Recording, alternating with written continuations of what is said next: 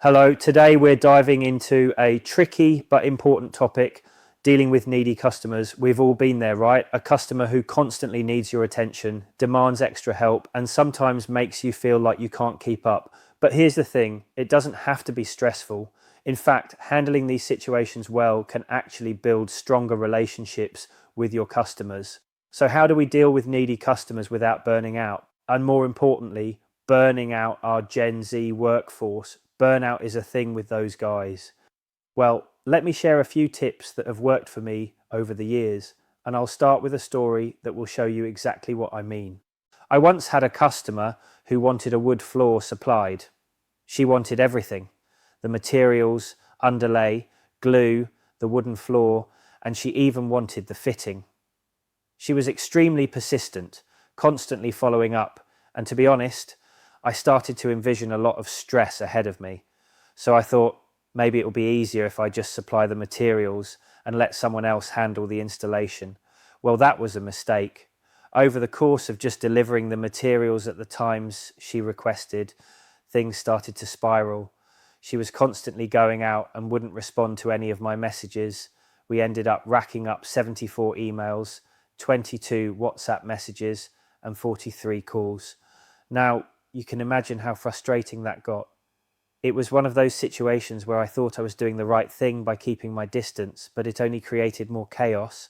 Now, here's where it gets even more interesting. After all that, we realized that she had actually overordered most of the materials. So naturally, she asked us to come back and collect them for free and refund her the extra cost. Now, we did as she requested, thinking this would help smooth things over, but even after all that, she still wasn't happy. She ended up leaving us a bad review, which, as you can imagine, was the icing on the cake. Looking back, what I learned was that no matter how much you try to please a customer, sometimes it's just not enough. It's all about finding the right balance between meeting customer needs and protecting your business. In this case, I learned that trying to be everything to everyone can leave you spread too thin and in some cases lead to frustration all around. Tip number 1, set clear expectations. Setting clear expectations from the beginning is key. Whether you're selling a product or service, make sure the customer knows exactly what they can expect and when.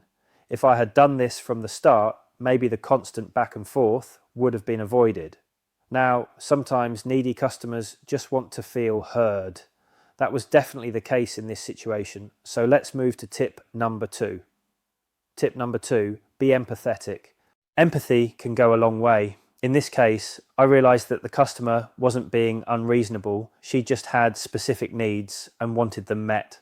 Rather than getting frustrated, I should have taken a moment to understand where she was coming from.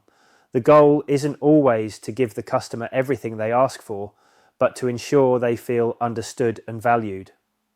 That said, there comes a point when you need to learn to say no. I definitely didn't do that in this case, and it only led to more unnecessary work, which brings us to tip number 3. Tip number 3, learn to say no kindly.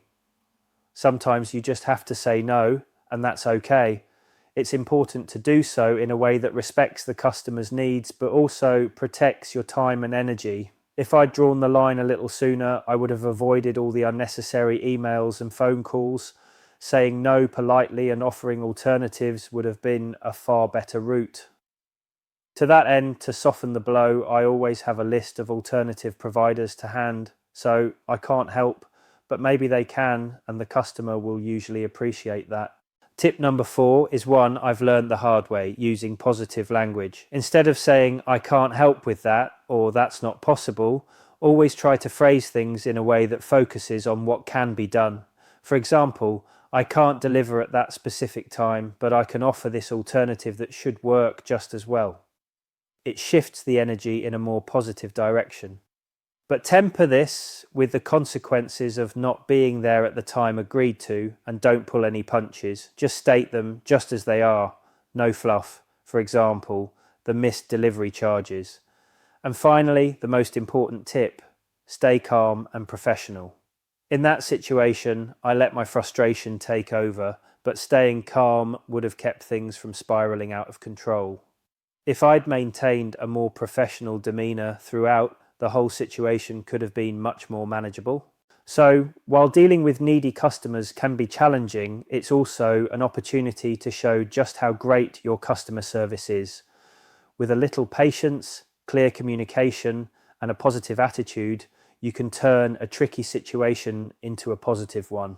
And remember, the way you handle these situations can lead to customer loyalty and even referrals down the line. Thanks for tuning in today. If you found these tips helpful, be sure to hit like and subscribe for more customer service tips. Until next time, keep your cool and keep your customers happy.